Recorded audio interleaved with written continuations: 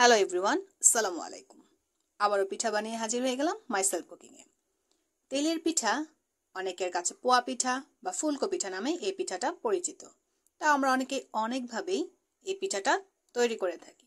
আজকেও আমি একভাবে এই তেলের পিঠা বলেন, পোয়া পিঠা বলেন তৈরি করেছি, তাই আপনার সাথে সেটা শেয়ার করতে চলে আসলাম। তো প্রথমে এখানে আমি দেখতে পাচ্ছেন একটি পাত্র নিয়েছি, 1 কাপ পরিমাণ শুকনো চাউলের গুঁড়ো, সেম 1 কাপ পরিমাণ ময়দা, এর সাথে পরিমাণ মতো লবণ। লবণের সাথে ময়দা আর চালের গুঁড়োর মিশ্রণটা আমি ভালো মতো মিক্স করে নিয়েছি। তো পরিমাণ মতো আমি এখানে চিনি অ্যাড করলাম।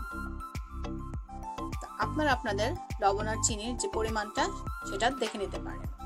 এখন দিয়ে দিব কুসুম গরম পানি। তো প্রথমে আমি অল্প পরিমাণে পানিটা দিয়ে হাত দিয়ে সুন্দর করে গুঁড়ি আর ময়দার মিশ্রণটাকে ভালো মতো এইভাবে মিক্স করে নিয়েছি। দেখতে পাচ্ছেন প্যাটার্নটা কিন্তু এখনো ঘন। তো কিছুক্ষণের মধ্যেই দেখতে পাচ্ছেন আমার কিন্তু এই তেলের পিঠা বা পোয়া পিঠা বানানোর প্যাটার্নটা একদম রেডি। এখন আমি কিছুক্ষণ এটা ঢাকনা দিয়ে রেস্টে রেখে দেব। তো তেলের কড়াই গরম হয়ে আসতেই আমি একটা পিঠা দিয়ে দিয়েছিলাম প্রথমে, একদম যেটা প্রথমটা। আলহামদুলিল্লাহ দেওয়ার সাথে সাথে পিঠাটা ফুলে এভাবে সুন্দর হয়ে গেছে, মাশাআল্লাহ। তো এভাবে আপনাদেরকে আরেকটি দেখিয়ে দিচ্ছি। তো এভাবে দিয়ে দিলাম আবার গরম তেলে আর একটি তেলের পিঠা। দেখতে পাচ্ছেন কি সুন্দর ফুলে গেছে, খুব সুন্দর মতো এক পাশ হয়ে গেছে।